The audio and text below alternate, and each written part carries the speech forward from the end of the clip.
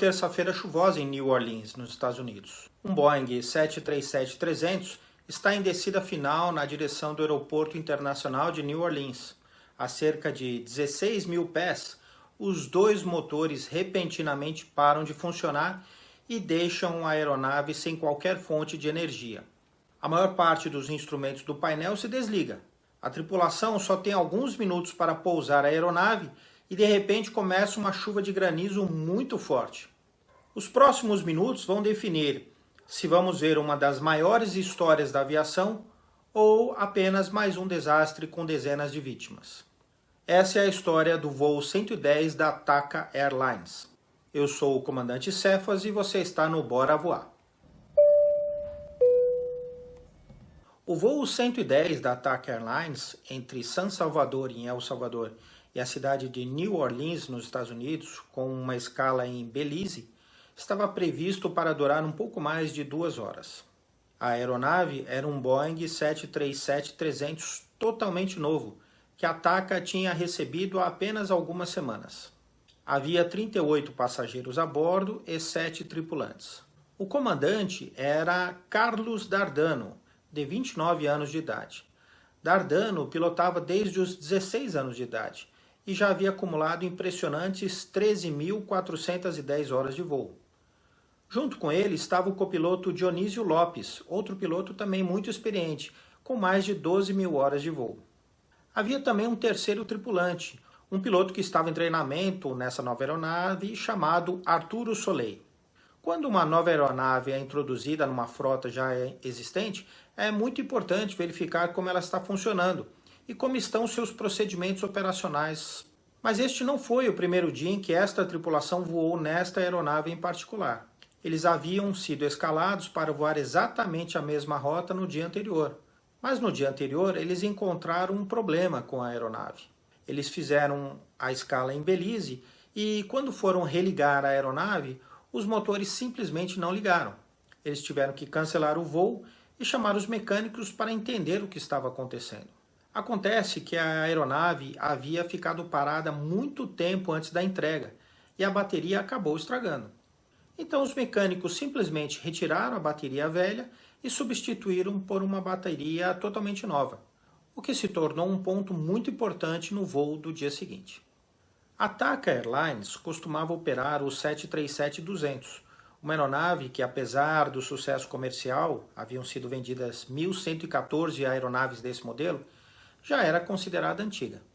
O 200 havia sido lançado em 1968. Portanto, a tripulação estava muito animada para voar no novíssimo 737-300, que havia sido lançado em 1984. Ele vinha com os novos turbofans CFM56, maiores, mais eficientes e muito mais silenciosos, além de alguns novos recursos interessantes, como o acelerador automático, o Auto Throttle, que eles não tinham no 737-200. A Boeing escolheu o CFM56 de alto bypass, o que rendeu ganhos significativos em economia de combustível e redução de ruído, mas também representou um desafio de engenharia, dada a baixa distância ao solo do 737 e o diâmetro maior do motor em relação aos motores Pratt & Whitney.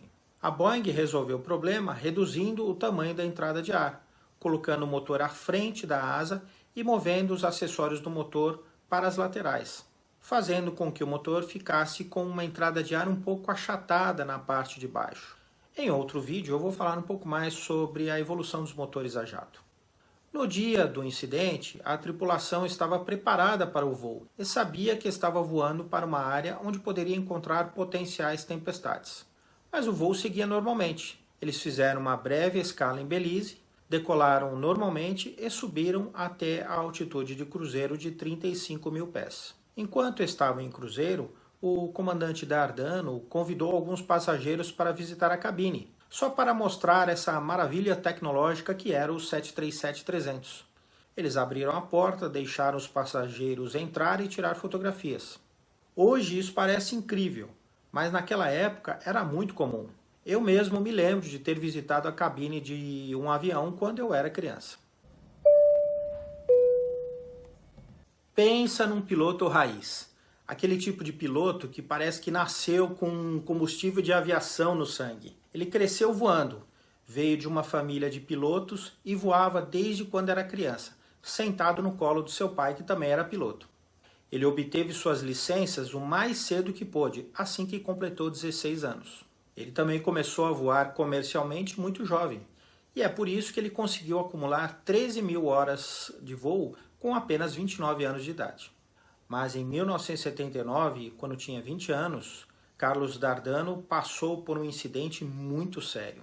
Durante a Guerra Civil em El Salvador, enquanto se preparava para decolar com um Piper Arrow, uma bala o atingiu na cabeça, causando a perda de seu olho esquerdo. Mesmo gravemente ferido, Dardano conseguiu acionar a aeronave e levar seus passageiros, um casal de italianos e seu filho de 6 anos de idade, de volta para a segurança. Mas Dardano recusou-se a desistir de voar depois desse acidente e por fim conseguiu obter a aprovação da FAA e das autoridades de El Salvador para manter sua licença de piloto. Agora você pode se perguntar, como é possível que ele consiga voar comercialmente com apenas um olho? Não foi fácil.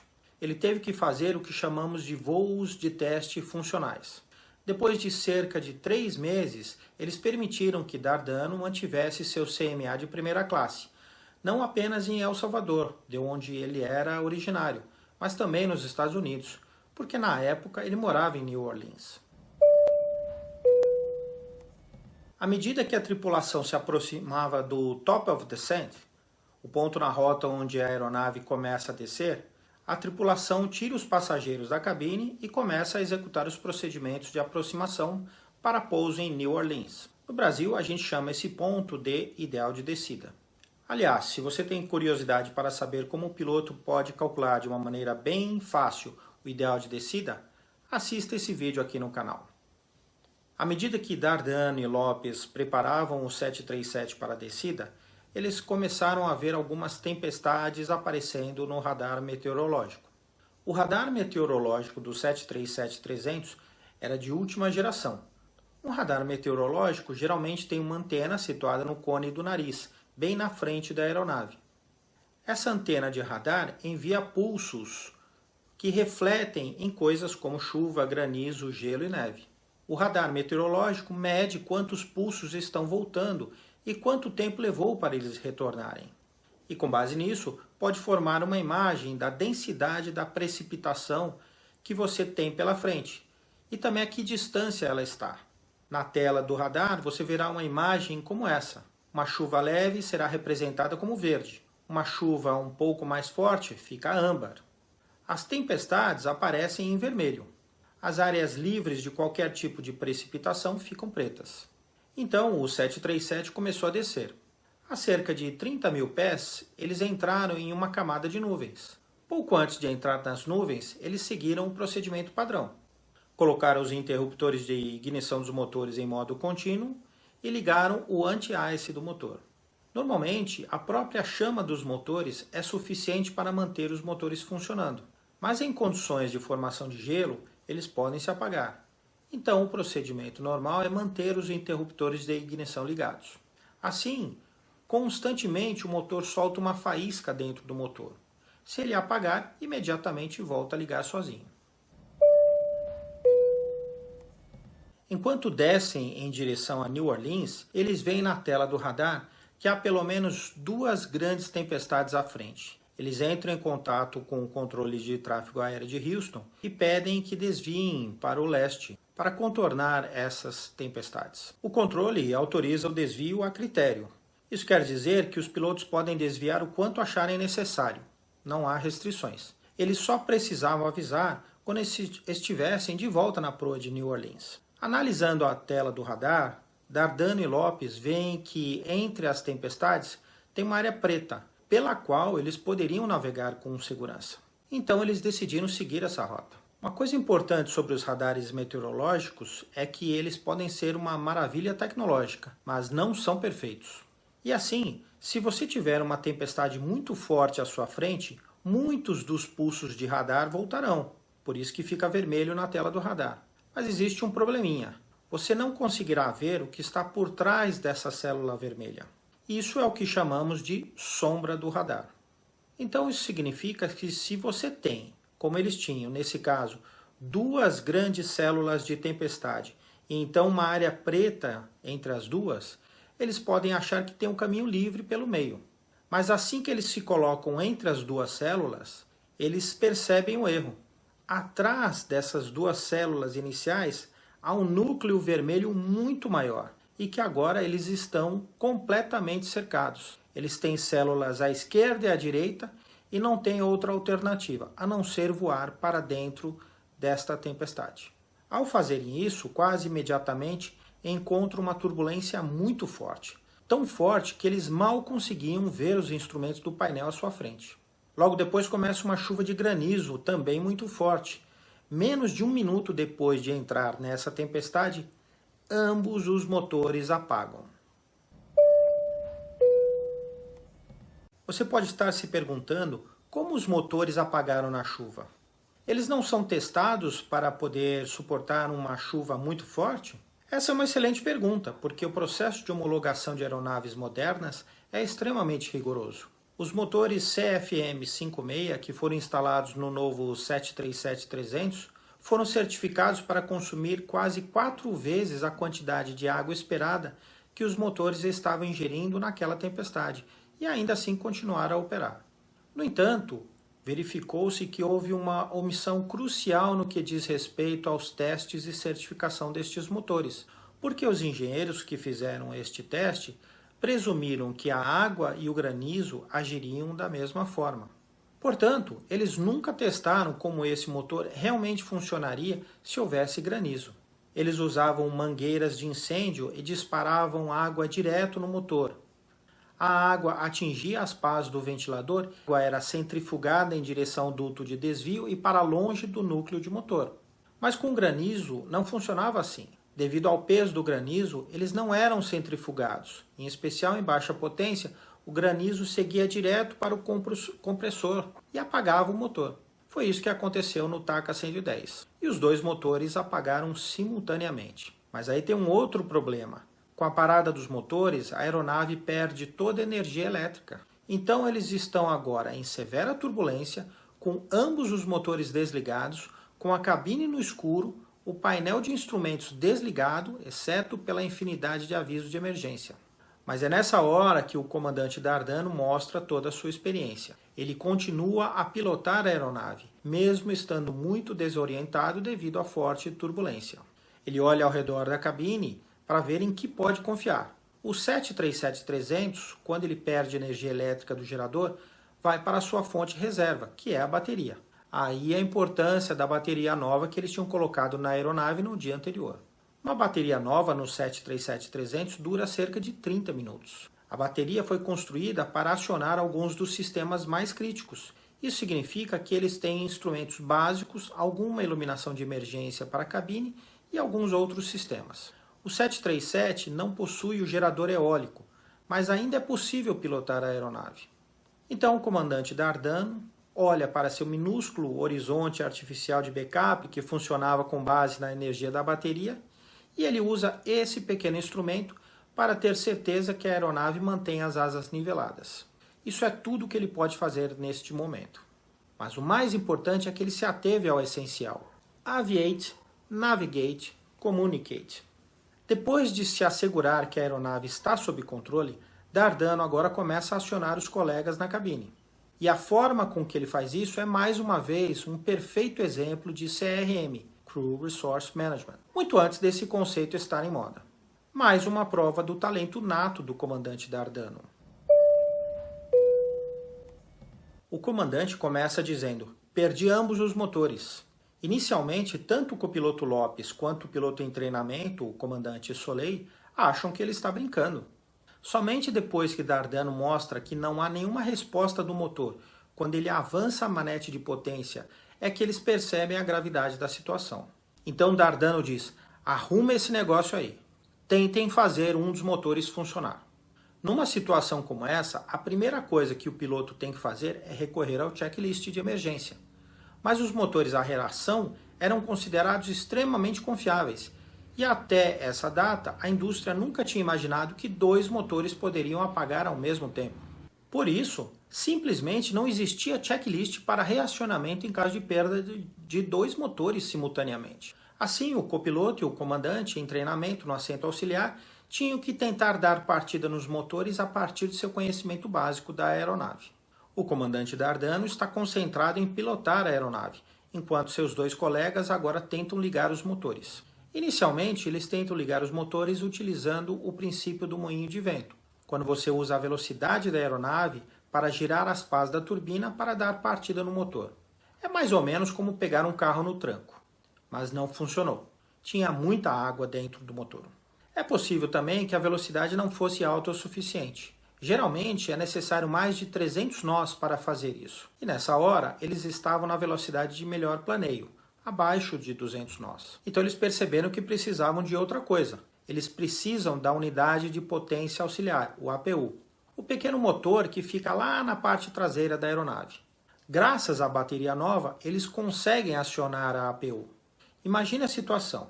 Em um Boeing 737-300, a razão de planeio é de 15:1. A melhor velocidade de planeio é normalmente em torno de 150 nós, e a taxa de descida correspondente seria de aproximadamente 1.000 pés por minuto. Tudo isso está acontecendo a cerca de 16.000 pés de altitude. Somente quando eles chegam a 12.000 pés, conseguem ligar a APU e restaurar os instrumentos do painel. A partir desse ponto, eles só têm cerca de 12 minutos para pousar. Com a energia restaurada, eles podem chamar o controle e declarar emergência, informando que perderam toda a energia. O controle de tráfego aéreo imediatamente começa a fornecer vetores para locais onde um pouso de emergência seria possível. Isso incluía vários lagos na área, uma rodovia interestadual, um pequeno aeródromo um pouco mais próximo do que o Aeroporto Internacional de New Orleans. Lembre-se, eles ainda estão dentro da tempestade, estão perdendo muita altitude e não conseguirão alcançar nenhum desses pontos. Seus colegas agora estão trabalhando para tentar usar o APU para dar a partida nos motores. Finalmente, eles conseguem religar ambos os motores. O problema, porém, é que os motores estão muito saturados de água. Portanto, mesmo que os motores estejam ligados, eles não conseguem gerar empuxo suficiente. Mas como o comandante Dardano está agora pedindo potência máxima, os motores superaquecem rapidamente. A temperatura dos gases de escape, ou EGT, torna-se muito alta e derrete algumas partes internas das turbinas, causando danos aos motores. O alarme de incêndio começa a soar na cabine e eles decidem desligar os motores antes que seja tarde demais. Então agora eles sabem que vão ter que pousar sem motores, seja o que Deus quiser. O comandante Dardano então chama a tripulação pelo interfone e diz para se prepararem para um pouso de emergência, possivelmente na água. A tripulação de cabine começa a preparar os passageiros para o impacto. What? Brace! Brace! Brace! Heads down! Stay down! À medida que a aeronave atinge 5.000 pés, a tripulação começa a ver o solo abaixo deles. Dardano, então, entende que estava a 5.000 pés, a cerca de 24 quilômetros de distância do aeroporto, o que seria o limite de planeio para o 737. Seria extremamente arriscado tentar seguir até o aeroporto. Então, ele alinhou a aeronave para pousar na água, dentro do canal. Enquanto eles descem, o copiloto está passando o checklist de pouso na água, que inclui coisas como fechar a válvula de saída, a válvula que evita o excesso de pressurização no avião, preparar a tripulação de cabine, desligar alguns disjuntores e desativar o aviso de GPWS. Coisas assim. Enquanto a aeronave se alinhava para o pouso, o copiloto percebe que na lateral do canal existe uma espécie de dique, basicamente uma área coberta de grama, não tão larga quanto o canal, mas larga o suficiente para pousar com apenas uma ligeira inclinação. Então Lopes chama Dardano e diz: comandante, podemos pousar ali, ó. Dardano olha para fora e concorda que era sim um bom local de pouso. Mas tem um outro problema. Ele está muito alto e rápido. Quando a gente prepara a aeronave para o melhor planeio, a gente mantém os flaps e o trem de pouso recolhidos, para minimizar o arrasto. Era assim que o 737 estava configurado. Mas desse jeito, ele iria passar por cima do local escolhido para o pouso. Então ele imediatamente pede para Lopes baixar o trem de pouso e os flaps. Ele também aciona os freios aerodinâmicos. Se fosse um carro, ele puxaria até o freio de mão, né? Então, nessa hora, ele faz uma coisa que os pilotos da aviação geral fazem com muita frequência, mas que os pilotos da aviação comercial não podem fazer. Ele fez uma glissada lateral com o 737. Uma glissada é uma manobra bastante contraintuitiva, porque você tem que empurrar o leme para um lado usando os pedais e o aileron para outro lado usando o manche. Isso faz com que a aeronave vire de lado, gerando muito mais arrasto, perdendo altitude sem ganhar velocidade. Todo o corpo do avião, o fuselagem, funciona como um freio aerodinâmico. É uma manobra extremamente segura e uma forma muito eficiente de perder altitude. Isso não é utilizado em aeronaves comerciais porque o fluxo de ar pode ser interrompido para uma das duas turbinas e o motor pode simplesmente apagar. Também não é feito porque as aeronaves comerciais têm que seguir um padrão de aproximação muito rígido. Se o piloto se afasta muito desse padrão, por exemplo, desce rápido demais, ele simplesmente pode ser demitido. Então, em caso de aproximação muito alta, o piloto prefere arremeter do que glissar para perder altitude. Mas, evidentemente, o comandante Dardano não está preocupado com isso nesse momento, né? Então ele faz aquela glissada lateral, ou side slip, até perder altitude e alinhar com a pista de grama. Se você quiser entender como funciona uma glissada lateral, veja esse vídeo aqui no canal. Dardano percebe que tem uma cerca bem perto da extremidade do dique. Ele cruza a cerca e deixa a aeronave descer. Uma aterrissagem perfeita, um verdadeiro pouso manteiga. Eles não têm reversores de empuxo porque os motores estavam desligados. Então ele tem que usar freios, mas não pode exagerar porque está pousando na grama. Mas felizmente o dique é bem longo, são quase 2 km de comprimento, e Dardano consegue parar em segurança. A aeronave está segura, os passageiros estão seguros, e não há nenhum dano, exceto os danos que já haviam sido causados pela tempestade nos motores. Mas calma, que ainda não acabou. Os 3 pilotos ficam sentados por um tempo, olham um para o outro e se abraçam. Então percebem que provavelmente deveriam evacuar a aeronave. Não era uma decisão tão óbvia assim, afinal a aeronave não tinha nenhum dano. Debateram brevemente e decidiram evacuar a aeronave. Eles pedem a evacuação e a tripulação abre as portas e libera os escorregadores infláveis. Todos escorregam para fora da aeronave, enquanto os pilotos aguardam a bordo. Eles não vão abandonar a aeronave até que todos estejam em segurança. E então a tempestade pela qual eles acabaram de passar chega e começa a chover forte no local do pouso. Todos lá fora gritando para os pilotos: saiam, saiam, pulem! Mas o comandante Dardano apenas olha para eles e diz: não, tá chovendo. Eles ficam sentados dentro da aeronave até que pare de chover. Então eles saem e se juntam aos passageiros lá fora. Era ou não era um piloto raiz? Mas ainda não acabou. Espera que ainda tem mais história.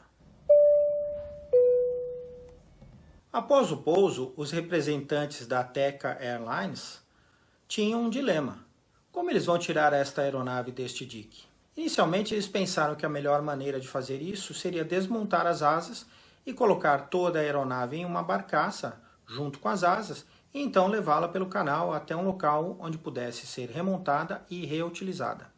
Mas então alguém notou que o local do pouso ficava próximo a uma instalação da NASA, que costumava ser um local de montagem de aeronaves durante a Segunda Guerra Mundial. Geralmente, perto de uma linha de montagem de aeronaves, também tem uma pista de pouso, né? Acontece que a estrada bem em frente às instalações da NASA costumava ser uma pista na Segunda Guerra Mundial, que agora havia sido transformada em uma avenida chamada Saturn Boulevard. Então o que eles fizeram foi esperar até que o solo secasse um pouco para a aeronave não afundar na grama. Rebocaram o 737 até o início desta estrada e solicitaram autorização da FAA para decolar dali. Eles colocaram a quantidade mínima de combustível necessária apenas para chegar ao aeroporto e então alguns pilotos de teste usaram esta estrada e decolaram. Decolaram e pousaram 5 minutos depois no aeroporto de New Orleans. Seu destino original, com apenas 13 dias de atraso. A aeronave estava em tão bom estado após o pouso no dique que a única coisa que precisavam fazer foi trocar os motores que haviam sido danificados durante a chuva de granizo. E assim que ligaram os motores, a aeronave ficou totalmente aeronavegável. Então eles puderam fazer o voo sem nenhum problema. Obviamente, ficou evidente que seriam necessárias modificações nos motores CFM56. A primeira modificação foi a mudança do spinner. Antes deste acidente, o spinner era cônico. Então o que eles fizeram foi moldá-lo em uma mistura entre o formato cônico e o formato elíptico. A razão para essa mudança foi porque o fabricante descobriu que se o granizo atingir esse novo spinner, o granizo será desviado para fora, protegendo o núcleo do motor. Eles também mudaram um pouco a distância e o número de pás no motor. Incorporaram mais portas na válvula de sangria dentro do núcleo do motor, para que durante baixas RPMs essas portas de válvula de sangria pudessem abrir e permitir que qualquer água que tivesse sido ingerida no núcleo saísse antes de chegar à câmara de combustão. Além disso, também foram fornecidas algumas orientações operacionais aos pilotos. Se os pilotos percebessem que iriam ter que passar por precipitações moderadas a fortes, não deveriam colocar o motor em marcha lenta. O mundo da aviação já testemunhou feitos históricos que perduram na memória coletiva. No entanto, poucas histórias se comparam à do voo 110 da TACA, que aconteceu no dia 24 de maio de 1988. Após 35 anos dos acontecimentos de 1988 e 49 anos de voo, no dia 1º de setembro de 2023, o comandante Carlos D'Ardano anunciou a sua aposentadoria da aviação comercial. Após desembarcar de seu último voo no Aeroporto Internacional de El Salvador, o comandante D'Ardano foi recebido com aplausos das equipes de solo, dos bombeiros e de seus colegas pilotos. Ao descer de um Airbus A320, ele apenas pronunciou: missão cumprida. Se você gosta desse tipo de vídeo, onde eu descrevo incidentes e acidentes famosos e os explico de maneira bem simples, então não deixe de se inscrever no canal e acionar o sininho de notificação. Assim você recebe um aviso toda vez que eu tiver vídeo novo aqui no Bora Voar. E se possível, considere também se tornar membro do canal. Por apenas R$ 4,99, você me ajuda a produzir cada vez mais conteúdo sobre aviação. Na descrição do vídeo eu vou deixar os links para os vídeos que mencionei e também para uma entrevista incrível que o comandante D'Ardano deu em junho de 2019 contando sua história e que serviu de inspiração para esse vídeo. Vale muito a pena assistir para ver como ele encarou tudo isso com um tremendo bom humor. Então, bora voar?